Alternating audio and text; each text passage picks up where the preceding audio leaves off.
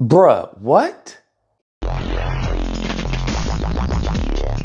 Oh my goodness. So to be honest with you, if this had been any other person, like literally any other person who had said this, I probably would have just brushed it off, okay? But due to the fact that it was Trump who said this, that's what makes it alarming. Because one thing you have to know about Trump is that Trump doesn't like to lose. So when you have someone who's a hyper narcissist and doesn't like to lose, we have a recipe for disaster. He has no decorum, right? If you lose a race, naturally what you would do, the sportsman, thing to do, shake the person's hand, say good job, and be on about, go on about your day. You try harder the next race. Trump is the type of person who would accuse the judges of cheating, who would accuse the judges of being in collusion, with the other, the first place winner. That's the type of person he is, and that's what he's shown to be time and time and time again. So I say that because he has a video, and it's a Fox News interview that he did. Now, I first came across this on Twitter, and I thought it was bullcrap. I was like, these mofos probably edited this video, to cut it short, to make him seem like he said something that he didn't say. I say that because they have done that before in the past. Like during his first administration, they were editing, maliciously editing stuff to make him sound, say stuff they wasn't actually saying without proper context. So I'm like, these mofos doing the same thing. I go in on the Fox News YouTube channel. I look at the interview. There was no deceptive editing. This man said this. And what he said is that he would use military force for the radical left. Now, I don't know about you, but it sounds like that he would use the military to attack American citizens. That's what it sounds like. People from within. We have some very bad people. We have some sick people, radical left lunatics. And I think they're and it should be very easily handled by, if necessary, by National Guard, or if really necessary, by the military. What? Because to add context, what the woman says is that, Biden doesn't believe that it's going to be a peaceful transition. He believes that there's going to be, violence come this November. What are you expecting? Joe Biden said he doesn't think it's going to be a peaceful election day. And he tries to deflect and says, he's sleeping all the time. He doesn't know what he's talking about. And that the real enemy is the enemy within, the domestic enemy. And he goes off on the radical left and everything. And we have to use the military and all of that. Well, he doesn't have any idea what's happening in all fairness. He spends most of his day sleeping. I think the bigger problem is the enemy from within, not even the people that have come in and destroying our country. By the way, totally destroying our country. Like I said, if it had been anyone else, I'd dismiss it. But the fact that Trump has a habit of saying stuff and trying to do said things, that's where it's alarming. He's said this multiple times about people who disagree with the actions of Israel, who disagree with what Israel's doing, or believes that this is a genocide, or believes that, hey, this shouldn't be happening. And he frames them as anti-Semites. He frames them as un-American. I'm president. We will deport the foreign jihad sympathizers, and we will deport them very quickly, and Hamas supporters will be gone. We will remove the jihadist sympathizers and Jew haters. We're going to remove the Jew haters who do nothing to help our country. They only want to destroy our country. And we will never let the horrors of October 7th be repeated here on American soil. We will not let that happen. Unlike liberal Kamala, I will support Israel's right to win its war on terror. You have to support that. Got to win, got to finish it off. And instead of pandering to the jihad sympathizers and America-hating radicals, we will deport them. We will deport them very quickly. Now, I don't know about you, but someone disagreeing with the actions of Israel being framed as un-American is a bit problematic to hear from someone, an ex-president of the United States. That's a bit troubling, right? That's terrifying, because he's constantly talking about how he would deport people. Listen to me. Deport American citizens. I don't even know how you would do that, but how he doesn't want those people here in the country. If you're not with Israel, we don't want you here in the United States. I'm sorry. That's cuckoo for Cocoa Puffs. That sounds to be the most un-American, unpatriotic thing you could possibly say. In addition to that, he's shown that he doesn't have a problem trying to, kick people out. When he was doing his photo op with the Bible that he held upside down, right?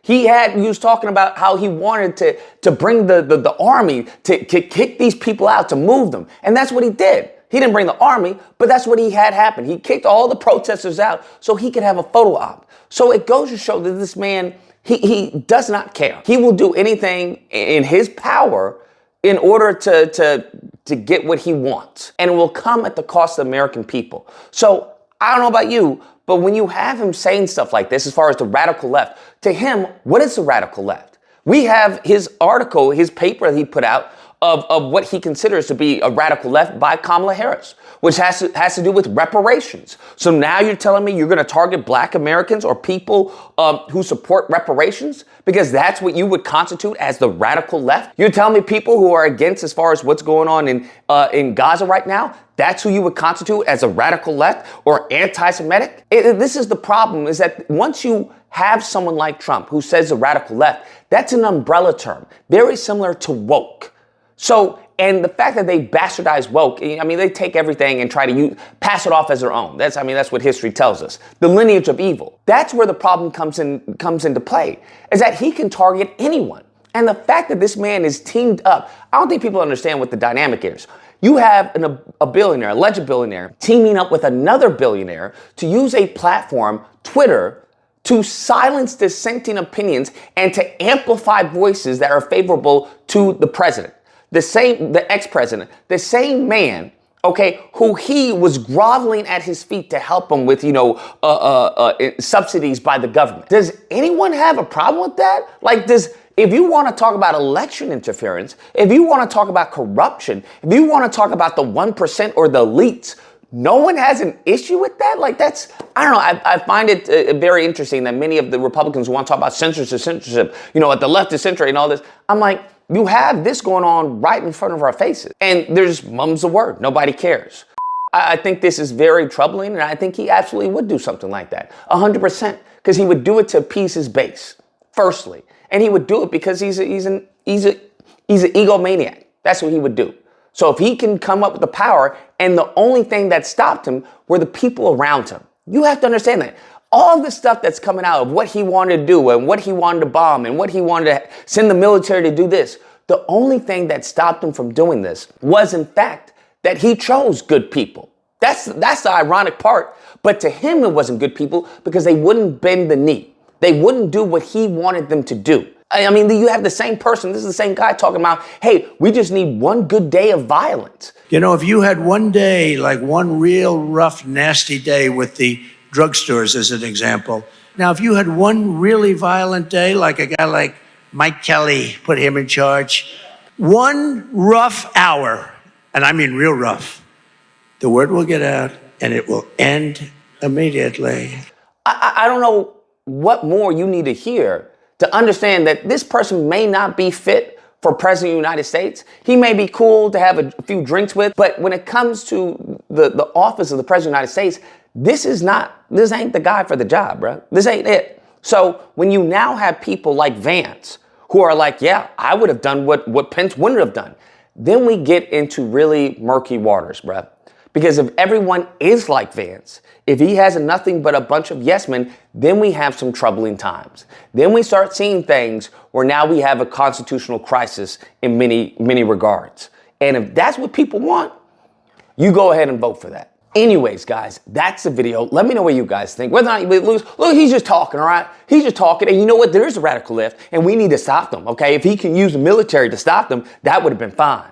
Or if you don't believe, the problem is that term radical left is an ever-encompassing term. It's an ever-evolving term. Kind of like how, Jewish people say as far as of anti-Semite. It's an evolving term, right? So an anti-Semite yesterday is not the same as an anti-Semite today.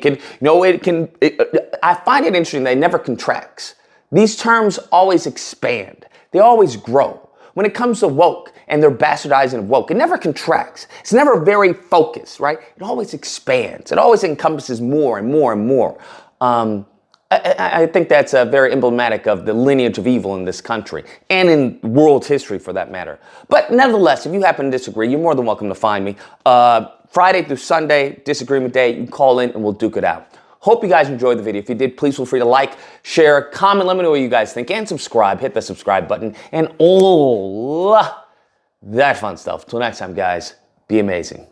Now, if you had one really violent day,